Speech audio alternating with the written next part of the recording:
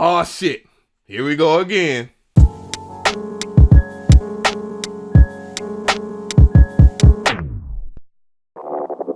What's going on, guys? So unbiased, uncensored, and we are here and we're going to talk about something that everybody's been asking me about. I've had it in my video agendas, and for some reason I always overglance it because I'm working on other things in my mind. But CMP, MG the Future, did a great podcast. Make sure that you subscribe to both of those guys, and it's called Spicy Sundays, and they have a royalty-free sample pack that they promote during that, which is quite genius, by the way.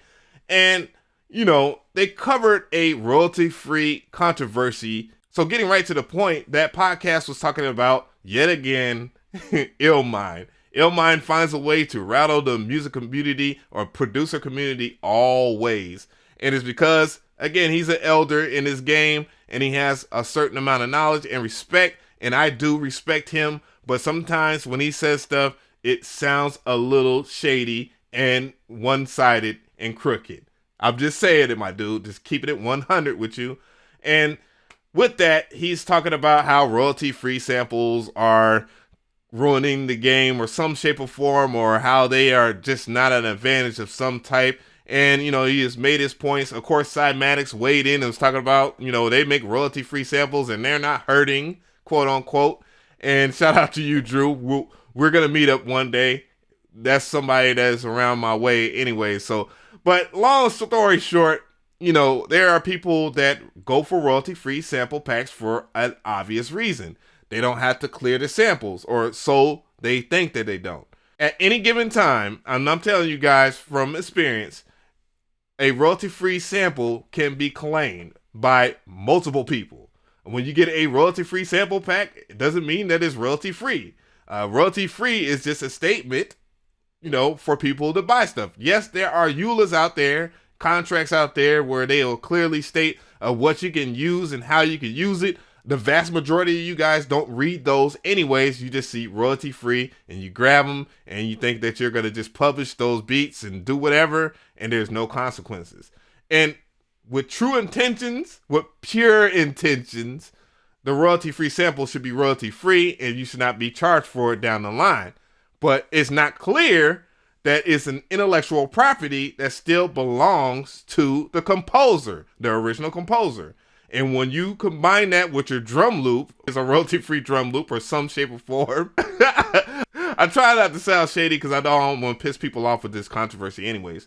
But if you do combine it with drums of any sort, you only did the drums and that composition still belongs to that person. So at any given time, they can claim it. Now, I'm not saying that anybody that does royalty-free packs, because I do royalty-free packs, and if you put them out there, like if you publish them and you get a platinum hit, the only thing I care about is you giving a testimony.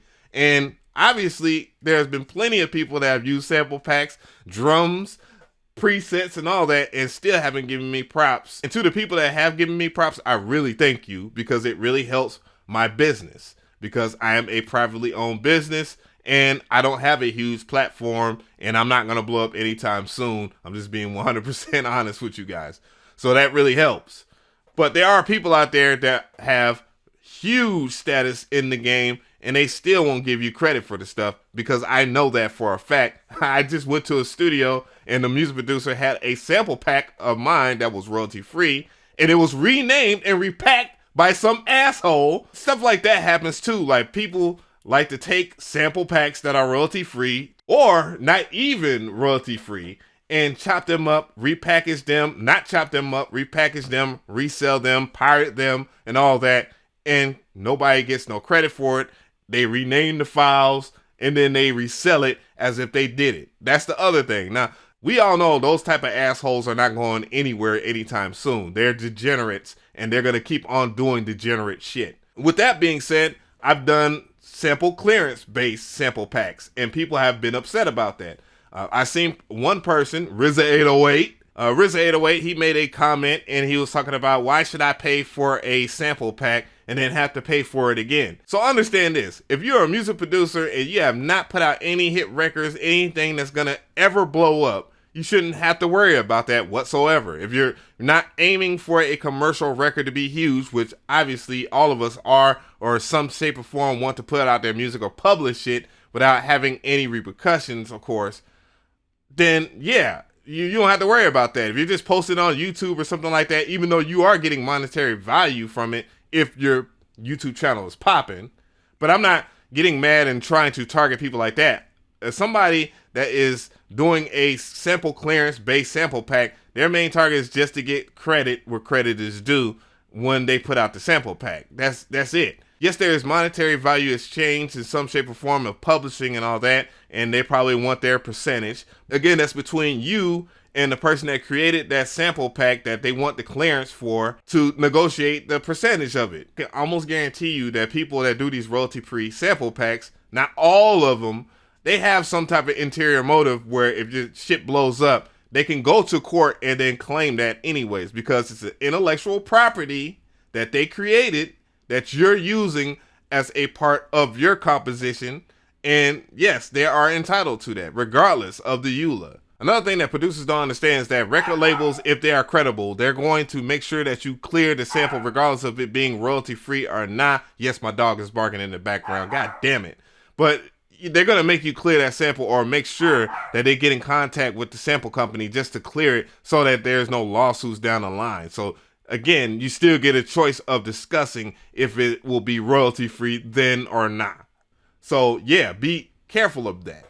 But at the same time, you know, royalty free should be royalty free. I'm not saying that, hey man, just because I put royalty free on there, you know, don't mean I could just creep up on you and just take your credits or whatnot. I don't want to be that guy. I'm not that guy. And the vast majority of the people that I rock with that do royalty free sample packs aren't that guy either. And don't let me get started about a certain producer that used a sample pack that is very famous, and then another company that is very famous that used the word royalty free as a buzz term, and then got mad when the record got placed and then wanted some credit off of something that he said, hey, royalty free, you know, we're not going to claim it. It's 100% yours. And yet they still tried to claim it. Of course, again, within the law, they did create that intellectual property. And then that producer should know that the fact, even if it's royalty free, that they could claim that intellectual property in any shape or form. It's a scumbag move, but those guys are scumbags that would do that. And I'm not mentioning their names because I guess they're friends now. And please believe it, I've been to a studio just the other night where I saw a music producer that was multi-platinum, plaqued out and all that stuff. And he was going through sample packs, probably royalty free. And he will probably place one of those, get a big fat boner check, and then is going to go on about his business and do that. And also, and that just leads me to another thing. I don't think I mentioned it.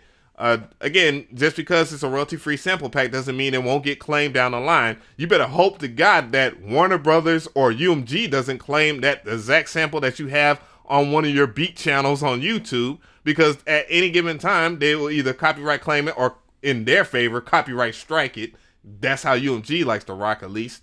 And yeah, that is a part of their composition. That master is owned by UMG. They're going to do what the hell they want with that intellectual property, as said, and you know, that royalty-free pack that you have bought and you know everybody's got, they're making money off it now, and you can't make money off it because now it's a part of a song by Ariana Grande or somebody.